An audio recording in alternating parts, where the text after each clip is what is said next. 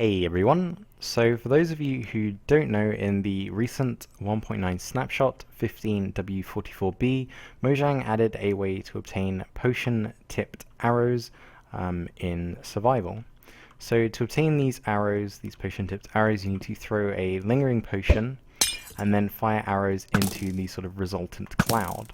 You need to fire them pretty fast, and then if you go to pick them up, you'll get the sort of tipped arrow of the sort of potion that you threw down. It's also helpful if you enable hitboxes by pressing F3 and B, and that just allows you to see the sort of area effect cloud a bit easier. And I believe you need to hit a certain area within it, and it sort of changes the actual size of the cloud. So yeah, I only picked up 4 that time, which was kind of strange. So it's a bit buggy, and obviously you would be able to automate this if there wasn't a bug with the dispensers in the snapshots, but I don't really like this mechanic. I don't like it at all. It just seems sort of messy and not really, it doesn't make sense.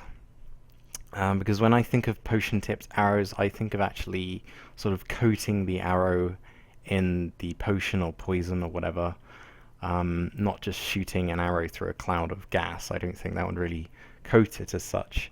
And it just seems a sort of pain, you know, having to fire all your arrows separately, one by one, and just wasting a load of lingering potions. And obviously lingering potions are more of a late game item. You have to obtain the Dragon's Breath, which I can sort of understand trying to make it late game items. But I talked to some people last night. Slice Lime was one of those people, and we sort of decided that the way that it should be is using cauldrons, because let's be honest, cauldrons aren't really that useful. Like, you can wash things in it and store water, but it's really not used as much as, you know, other sort of utility blocks kind of thing. So the way we thought this could work is actually sort of putting a potion into a filled cauldron. So if I go ahead and fill up the cauldron and then right click with a normal potion, it sort of fills the cauldron with that sort of potion type, and then I can just get my arrows and right click, oops, and every time I use one, the level goes down, and I can get a total of 8 arrows before the cauldron is empty. And then obviously I can use my new sort of potion tipped arrows. And I think this method is a lot better. It's more reliable. I think it fits more with the sort of vanilla style.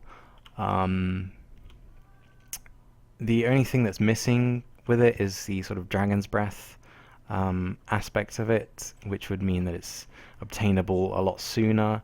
But you could just make it so you need to add the Dragon's Breath before you add the potion kind of thing. So you add the water, then the Dragon's Breath, then the potion, kind of like a sort of witch's brew, and then you click with your arrows and get the potion tipped arrows. And I think it just seems a lot sort of nicer. Yeah, that's basically the concept. It's not really my idea as such. It was kind of just everyone's joint idea. I think a lot of people kind of think that we should use cauldrons instead of area effect clouds for this kind of thing.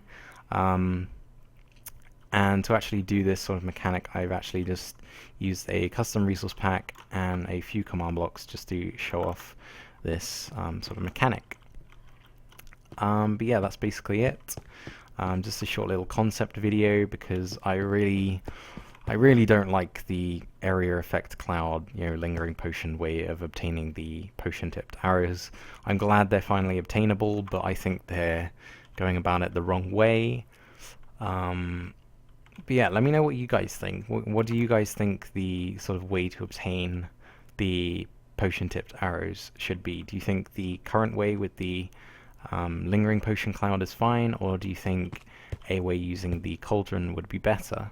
Obviously I've only shown off the regeneration thing, but I'd expect, you know, each sort of potion would have a different texture, and all I did was sort of change the hue of the water still animated texture, and then just model different blocks from that.